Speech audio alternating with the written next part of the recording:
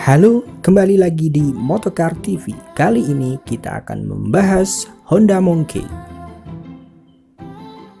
Honda Monkey mengusung konsep produk iconic fun bike.